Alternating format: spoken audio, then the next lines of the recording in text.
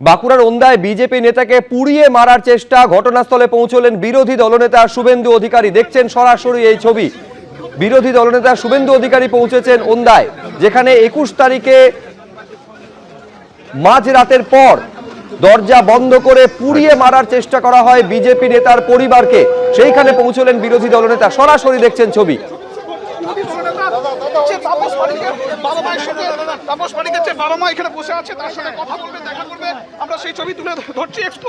বিরোধী দলনেতার ছবি দেখতেই পাচ্ছ। লাগাতার মায়ের পাশে, মায়ের সঙ্গে কথা বলবেন। মা নিচে মাটিতে বসে আছে, অর্থাৎ এই মা মাটি মানুষের আমলে মা মাটিতে শুয়ে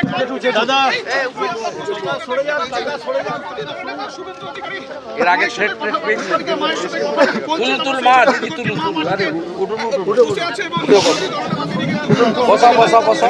বসাও, আরে অসুস্থ হয়ে যাবে, জল দাও চলছে। বলছি যে তোমাকে আগে থ্রেট করেছিল। আমি যখন আগে এখানে আমি গ্রামের সবাইকার এসআইয়ের ফর্ম ফিল আপ করে দিচ্ছিলাম, সবাইকার তো সবাই আমার কাছে নিয়ে আসছিল। সেই টাইমে আমার এখানকার লোকাল যে নেতা ছিল তারা বলছে ওখানে যেখানে যাবে ওখানে ফর্ম ফিল আপ করবে। ওখানে লোকাল মানে কি ছিল? কাঞ্চো কেন লড়তে হবে? ভয় পেয়েছো তুমি? তোমার সঙ্গে সবাই আছে, বিধায়ক তো এসেছিলেন ওই দিন।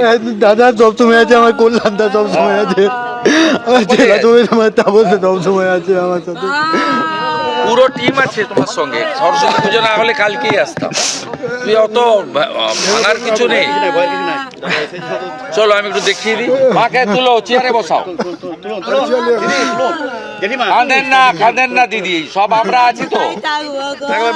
থাকার ব্যবস্থা হবে, থাকার ব্যবস্থা হবে, ওগুলো হবে। আমরা যতটা পারি করবো। জেলা প্রেসিডেন্ট আছে, এমএলএ আছে, আমরা করবো। এমপিও আসবে, সব করবো আমরা।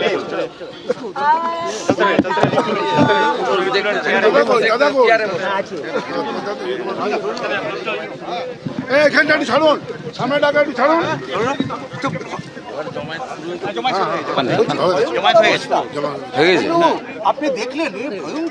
দেখুন, দেখান। এই রাজ্যে বিরোধী দল করা যাবে না, সবাইকে পিসির দল করতে হবে, পিসি ভাইপোর পার্টি করতে হবে এবং মাথা নিচু করে থাকতে হবে।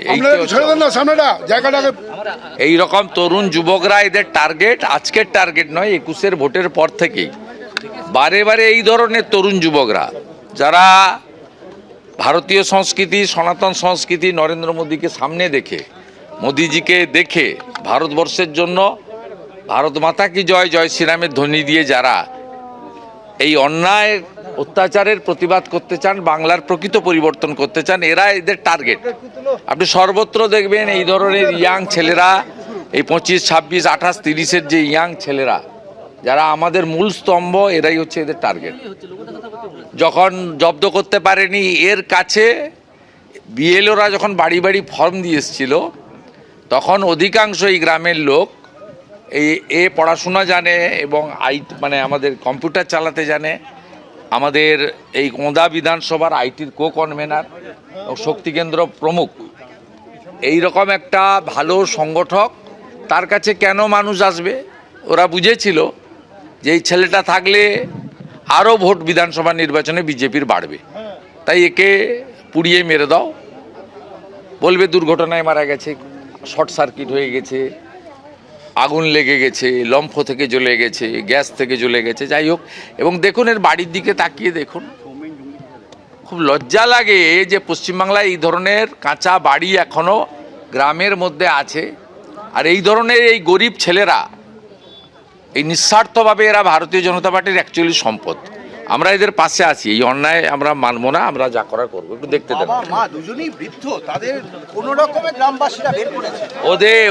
ওদের থাকার জায়গা পর্যন্ত নেই। মায়ের আবেদন দেখলেন তো? মা একেবারে গ্রাম্যবধূ, তার আর্ত চিৎকারটাই হচ্ছে আমি থাকবো কোথায়।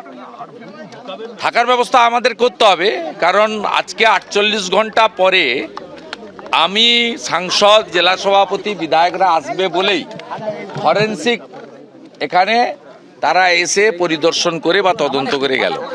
অথচ মানে 22 তারিখে রাত্রি 2টোর সময় ভোরে আগুন লেগেছে।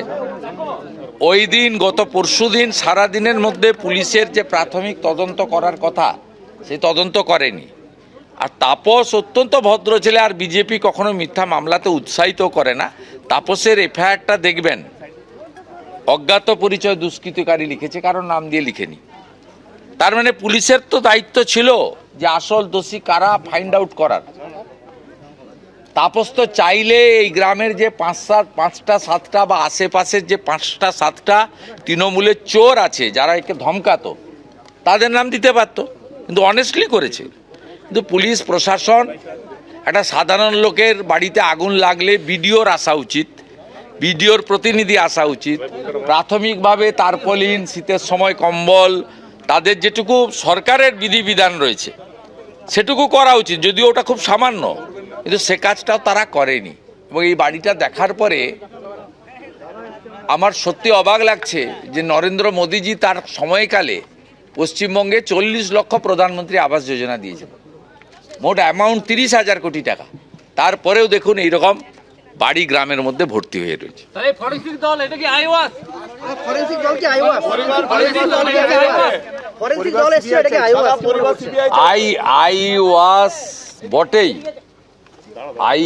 বটেই পুলিশ যদি তার রাজধর্ম পালন করত, ট্যাক্সের টাকায় বেতন পায়, ভারতীয় ন্যায় সংহিতা অনুযায়ী যদি এফআইআর পাওয়ার পরে কাজ করতো, তাহলে পরশুদিনই এসব কাজ করা উচিত ছিল। 22 তারিখ, আজকে 24 তারিখে দুপুরবেলা পর্যন্ত অপেক্ষা করতে হতো। আচ্ছা ঠিক আছে, পরিবার কি চাইবে পরিবার ঠিক করবে। তাপস যেমন যেমন চাইবে, আমাদের জেলা সভাপতি তাপসবাবু, বিধায়ক অমর শাখা, সাংসদ সৌমিত্র খান, আমরা সবাই সেইভাবে তাকে সাহায্য করব। এবিপি আনন্দ, এগিয়ে থাকে, এগিয়ে রাখে।